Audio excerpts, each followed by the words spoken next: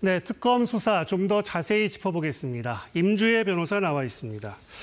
먼저 이 내란 특검인데요. 윤 전 대통령이 2차 소환에도 응하지 않았습니다. 강제 구인 시도가 불발된 거죠? 그렇습니다. 오늘 오후 2시까지 특검 측에서는 윤석열 전 대통령에게 조사를 받으라 통보를 했지만 여전히 건강상의 이유를 들어 불출석을 했습니다. 이에 특검 측에서는 곧바로 구인 절차, 그러니까 강제적으로 이 조사실로 끌고 오는 절차까지 나아가겠다고 밝히고 교정당국에 협조를 요청하기도 했었는데요. 결국 이 강제 구인 시도 역시 불발이 되었습니다. 법적으로 강제 구인이라는 게 어디까지 할 수 있는 겁니까? 그러니까 강제로 끌어내는 건 법적으로는 불가능한가요? 사실상 이 구속영장에는 조사까지도 포함이 되어 있습니다. 네. 그러니까 구속이라는 것은 인신을 지금 어떤 한 공간에 머물러 두게 한다, 나오지 못하게 한다는 그 의미도 갖고 있지만 네. 구속영장이 왜 발부되었는가를 생각해 보면은요, 결국 그 이후의 절차들, 조사를 위해서 구속영장이 발부가 된 겁니다. 그렇다면 이전에 대법원에서도 판단을 내렸었던 바가 있는데 구속영장 안에는 조사실로 데리고 올 수 있는 구인까지도 포함된 개념이다, 이렇게 판단을 내린 바가 있습니다. 네. 하지만 어떻게 데려올지 부분에 대해서는 사실상 상세하게 규정이 되어 있다고는 보긴 어려워요. 네. 지금 피의자의 인신에 관한 부분은 현재 특검 측에서 어떤 통제 권한을 갖고 있는 것이 아니라 일단 1차적으로는 서울구치소의 판단에 따라서 이루어질 수 있습니다.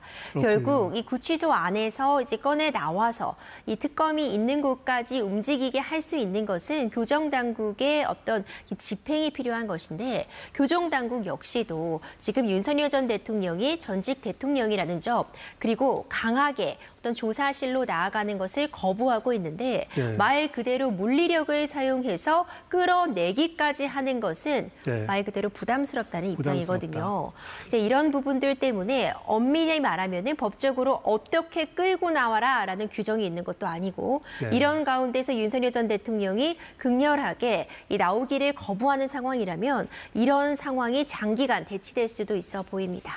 그렇다면 말씀대로라면 내일도 같은 상황이 반복될 소지가 충분히 있네요. 다분해 보입니다. 사실상 지금 특검 측에서는 구속영장 발부되었지만 20일이라는 기한 안에 수사를 마무리하고 기소에 나아가야지 구속 상태에서 기소를 이어갈 수 있습니다. 네. 그렇다면은 앞으로도 이 기간 동안 윤석열 전 대통령이 그것이 방어권 행사 측면에서 불리한지 유리한지는 변론으로 하거니와 네. 일단 조사에 불응할 가능성은 있어 보이거든요. 네. 그렇다면은 별다른 성과 없이 대치만 될 가능성이 굉장히 높아 보입니다. 그럼 특검 입장에선 어떤 다른 계획도 좀 필요할 것 같은데 어떤 계획을 생각하고 있을까요? 현재로서는 강제 구인에 나아갈 것이다 하고 있지만 만약 어떤 방식으로든 강제 구인이 이루어지고 조사가 시작이 된다고 해도 피해자는 묵비권이라고 하죠. 진술 거부권을 행사할 수 있습니다. 그럼 조사실에 오든 오지 않든 사실상 유의미한 답변을 얻지 못한다는 부분은 동일합니다. 그렇다면 특검 측은 바로 기소하는 것까지도 고려하고 있을 것 같습니다. 네. 사실 구속영장 실질심사에 나아갔을 때요, 특검 측이 굉장히 방대한 자료를 이미 준비해 두었습니다. 그럼 윤석열 전 대통령에 대한 소환조사 시점에 이미 구속영장 실질심사에 대한 부분을 준비했을 것이라는 예측이 가능해 보이고요. 그렇다면 지금 상황에서 이미 기소에 대한 준비를 어느 정도는 하고 있으리라고 봅니다. 윤석열 전 대통령에 대한 대면 조사 없이도 다른 관련자들에 대한 조사, 그리고 물증 등을 확보해서 바로 기소할 가능성까지도 열어두고 있으리라 봅니다. 그렇군요. 그렇다면 윤 전 대통령 측은 어떤 계획을 갖고 있을까요? 윤석열 전 대통령은 사실 굉장히 중요한 상황입니다. 방어권을 행사하는 측면에서는요, 지금 계속해서 조사를 거부한다거나 진술을 하지 않는 것이 결코 합리적인 선택이 아닐 수 있습니다. 네. 오히려 적극적으로 문제되는 혐의에 대해서 반박을 하는 것이 최종적으로 재판에 가서 더 유리한 결과를 가져올 수 있는데 네. 지금은 일단 구속이 되어 있기 때문에 조사에 응하든 응하지 않든 20일이라는 구속기한은 채울 수밖에 없을 것이고 일단은 조금 더 시간을 벌면서 상황을 좀 지켜보겠다는 판단을 하고 있는 것 같은데 머지않은 기간 내에 어떤 방식으로든 방어권 행사를 위해 적극적으로 방어는 나서야 합니다. 그렇군요. 그리고 특검이 압수수색 영장에 일반 이적죄 혐의를 적시한 걸로 알려졌습니다. 이 일반 이적죄는 뭔가요? 자, 일반 이적죄라고 한다면은 결국 대한민국의 군사상 이익을 해하려고 하거나 적국의 군사상 이익을 공여한 자는 무기 또는 3년 이상의 징역에 처한다고 규정되어 있는 범죄입니다. 그러니까 대한민국 군과 관련된 기밀을 유출한 경우에도 이 일반 이적죄가 적용된다고 볼 수 있는데요.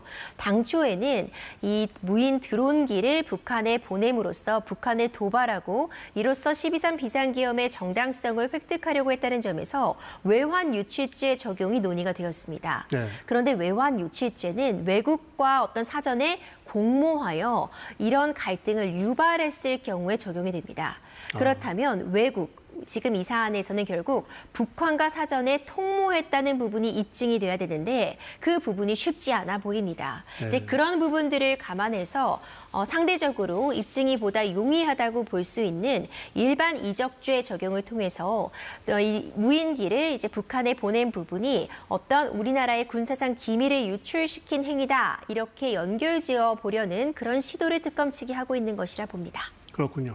이번엔 김건희 특검도 보겠습니다. 일명 집사 게이트를 정조준하고 있습니다. 이게 어떤 사건이길래 기업 총수급, 그러니까 기업 대표급의 인사들이 특검의 소환 통보를 받은 거죠?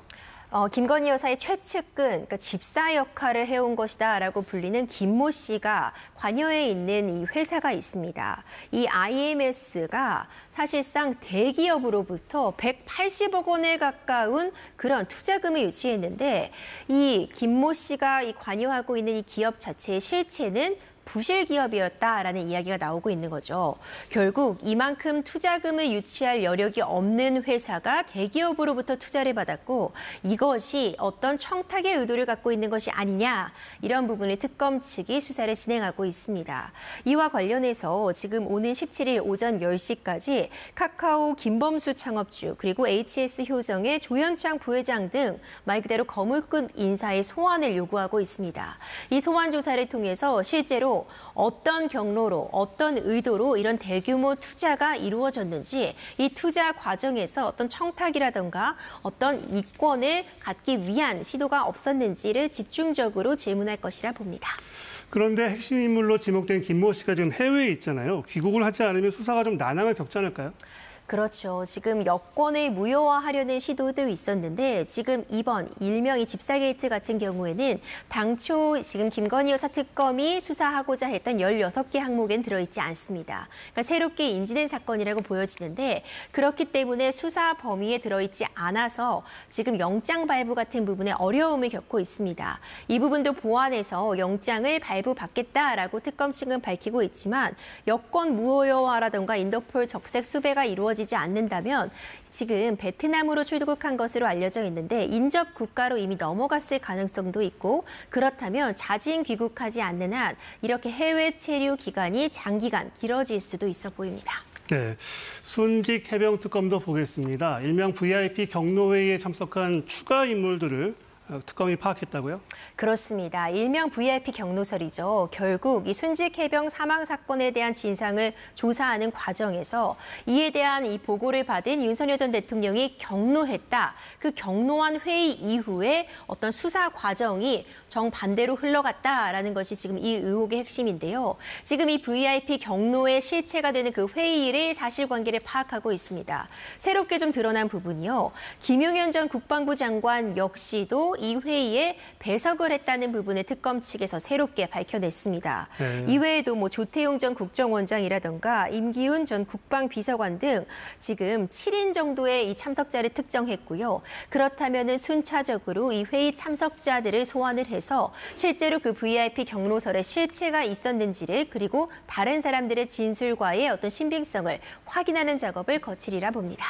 그리고 김태효 전 차장이 윤 전 대통령의 경로를 봤다는 취지로 진술한 건 이 수사에 어떤 영향을 미칠까요? 굉장히 중요한 영향을 끼칠 수 있어 보입니다. 당초에는요, 이 국회의 이 현안 질의에 출석을 해서 VIP 경로설에 대해서 사실 무근이다라고 밝혔습니다.